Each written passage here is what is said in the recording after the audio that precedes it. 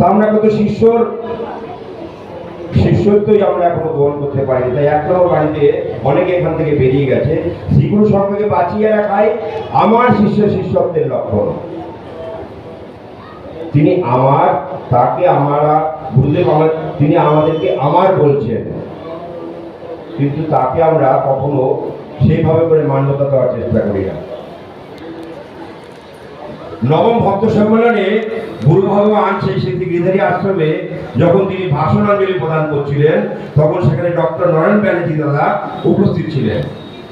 তিনি গুরুদেবকে একটি প্রশ্ন করেছিলেন, গুরুদেব আপনি কথা দিন আজকে এই ভক্ত সম্মেলনে যারা উপস্থিত আছে তাদের সকলকে আপনি উদ্ধার করবেন, ভালো করে উপলব্ধি করবেন কথাটা।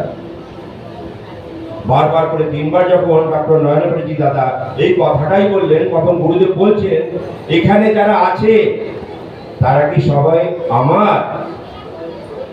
যারা আমার তাদেরকে তো আমি আগেই কথা দিয়েছি, যারা আমার বাক্যে মান্যতা দিবে, আমার নববিধানকে যারা মান্যতা দেবে, তাকে তো আমি এক জন্মে সেই শাস্ত্রটা যে পৌঁছে দেবো। তাহলে তার হতে হবে আমাদের। তার হতে গেলে গুরু ভগবানের প্রতিটি বাণীকে আমাদের মান্যতা দিতে হবে। কেন আমরা যারা পৃথিবীতে আজকে মনুষ্যরূপে জন্মগ্রহণ করেছি, আমরা কে কতদিন বাঁচবো কেউ কোনো নিশ্চয়তা নেই। তাই জন্য গীতসুধায় গুরু ভগবানের একটি গান, সুন্দর গান, দিদি কলে বর যেন পরের ঘর ভাড়া দিয়ে আছো ভাড়াটে ঘরে।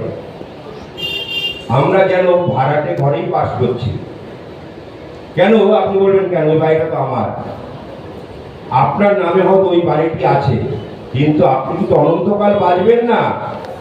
আপনার পরে কারো নামে ওই বাড়িটি হবে, তাহলে আপনি কি করে বলছেন ওই বাড়িটি আপনার? তাই গুরু ভগবান আবার বলছেন, চিত্তগত যেদিন খুলে দেবে খাতা, হিসাব দেখে তোর ঘুরে যাবে মাথা। ওখানে নোট হচ্ছে, আমরা কে কি করছি, গুরুর নির্দেশ কি পালন করছি কি না করছি, সব কিন্তু ওখানে নোট হচ্ছে। সে নোটটা আমরা যখন এই পৃথিবী থেকে চলে যাব, গুরুর বাক্যকে মান্যতা দেব না, তখন তো আমাদের জীবনে সেই শাস্তিটা আবার নেমে আসবে। আমরা আবার সেই চক্র ঘুরে আবার হয়তো কোনো নিম্নজনিতে আমরা চলে যাব, মনুষ্য জন্ম হয়তো পাবো না। তা এই মনুষ্য জন্মের সার্থকতা আমাদেরকে সেটা সার্থকতা নিতে হবে।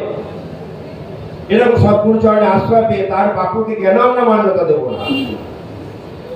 এবং তিনি যেভাবে করে বলছেন এই ভাতৃসঙ্গ মাতৃসঙ্গ করতে, সেটা আমরা কেন করব?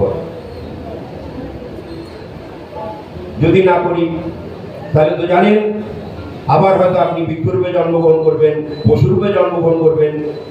শাস্ত্র বলছে পশুকে পশুত্ব গ্রহণ করতে হয় না, মানুষকে মনুষ্যত্ব গ্রহণ করতে হয়। মানুষের মনুষ্যত্ব তখনই বিকাশ হবে যখন সে গুরুর নির্দেশ বা গুরুজনের নির্দেশ সে অক্ষরে অক্ষরে পালন করবে। তখনই আমরা মনুষ্যত্ব অর্জন করতে পারবো। তখন আমি মানুষ রূপে আমরা জগতের বুকে আমি প্রচারিত হব। আমি কে? আমার নাম দিয়েছে বাসুদেব কুন্ডা, আমার পিতা মাতা। আমি কোথা থেকে এলাম, কোথায় বা যাবো আমি? এই সব প্রশ্নের উত্তর গুরু ভগবান। আমি সেই পরম ব্রহ্ম পরমাত্মারই অংশ।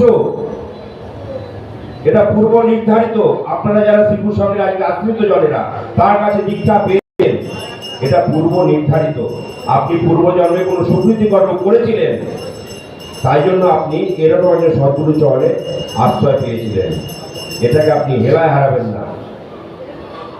কুরুক্ষেত্রের যুদ্ধে যখন শ্রীকৃষ্ণ অর্জুনের রথের সারথি, অর্জুন বলছে, মাধব আমি এই যুদ্ধ করব না, আমি আমার আত্মীয় জ্ঞাতি বধ করব না, আমি এই যুদ্ধ করব না। বলছে না, তাহলে ধর্মের জয় কিভাবে হবে? তখন শ্রীকৃষ্ণ বলছেন, তুমি যাদেরকে বলছে তুমি তাদেরকে মারবে, তুমি কিন্তু মারবে না। আমি সকলকে কিন্তু আগে থেকে মেরে রেখেছি, তুমি শুধু উপলব্ধি মাত্র। এটা পূর্ব নির্ধারিত। তা আমরা সেরকম